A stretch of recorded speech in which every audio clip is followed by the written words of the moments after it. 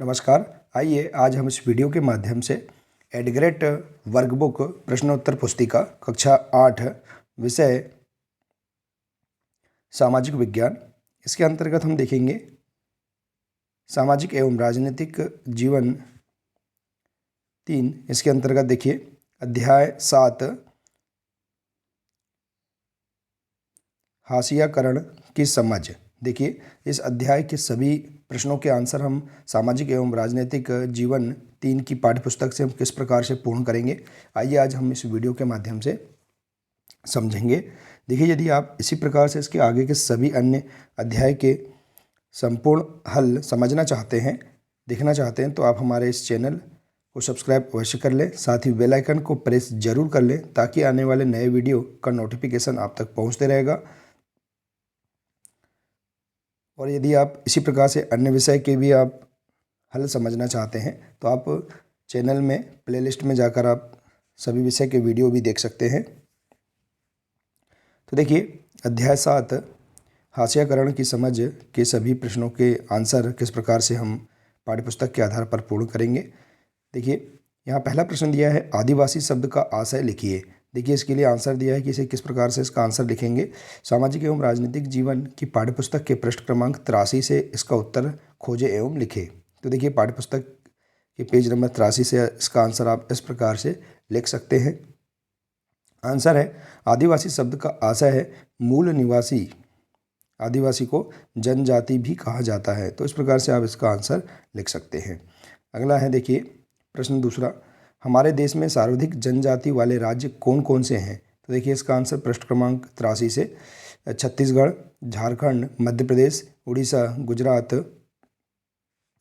महाराष्ट्र, राजस्थान, आंध्र प्रदेश, पश्चिम बंगाल तथा उत्तर पूर्व के अरुणाचल प्रदेश, असम, मणिपुर, मेघालय, मिजोरम इत्यादि हमारे देश में सर्वाधिक जनजाति वाले राज्य हैं। तो इस प्रकार से आप इसका आंसर लिख सकते हैं। इसके बाद देखिए अगला है जंगलों से प्राप्त ऐसे 3 उत्पाद बताइए जिनका उपयोग आप घर में करते हैं। तो देखिए इसका आंसर पृष्ठ क्रमांक 84 से लिख सकते हैं।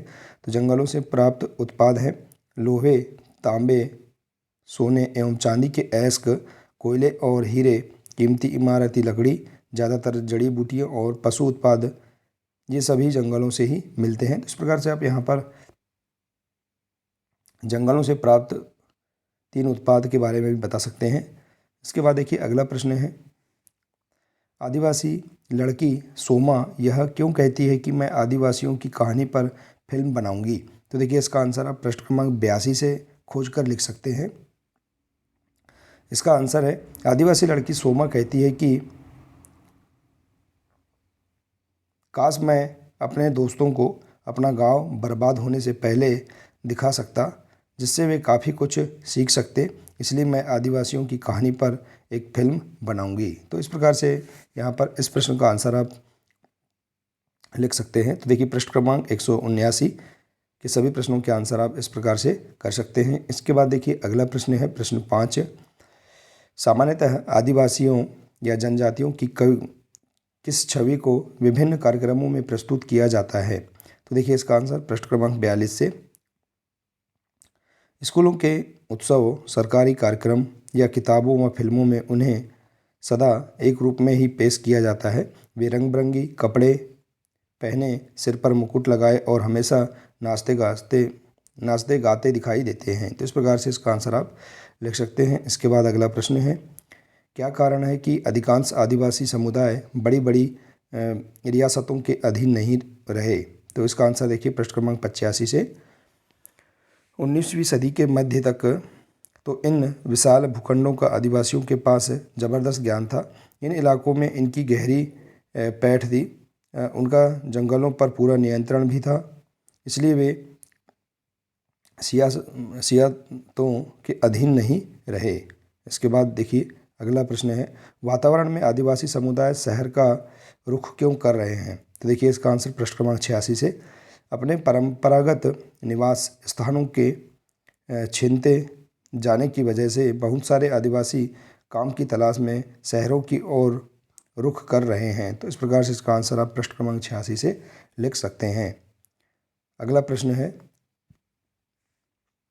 प्रश्न 8 है क्या कारण है कि खनन परियोजनाओं के कारण विस्थापित होने वालों में 50% से अधिक आदिवासी समुदाय हैं? तो देखिए इसका आंसर पृष्ठ क्रमांक 86 से। जनजाति भूमि पर कब्जा करने के लिए ताकतवर गुटों ने हमेशा मिलकर काम किया है। काफ़ी बार उनकी ज़मीन जबरन छीनी गई है और निर्धारित प्रक्रियाओं का पालन बहुत कम किया गया है। अतः सरकारी आंकड़ों से पता चलता है कि खनन परियोजनाओं के कारण विस्थापित होने वाले में 50% से अधिक आदिवासी समुदाय हैं। तो इस प्रकार से आप इसका आंसर पाठ्यपुस्तक के पृष्ठ क्रमांक 86 से लिख सकते हैं। तो पेज नंबर 180 के सभी प्रश्नों के आंसर आप इस प्रकार से कर सकते हैं। इसके बाद देखिए प्रश्न 9 है, यदि आदिवासी समुदाय वन भूमि पर अपना अधिकार खो देता है तो किस प्रकार की ज्ञान संपदा के खोने का खतरा उत्पन्न हो जाएगा? तो देखिए इसका आंसर आप सामाजिक एवं राजनीतिक जीवन की पाठ्यपुस्तक के पृष्ठ क्रमांक 86 से उत्तर लिख सकते हैं। तो इसका आंसर पाठ्यपुस्तक के अनुसार इस प्रकार से है। आंसर है, जब आदिवासी समुदाय वन भूमि पर अपना अधिकार खो देते हैं तो यह सारी ज्ञान संपदा भी खत्म हो जाती है। आदिवासी लगभग 10,000 तरह के पौधे का इस्तेमाल करते हैं। उनमें से लगभग 8,000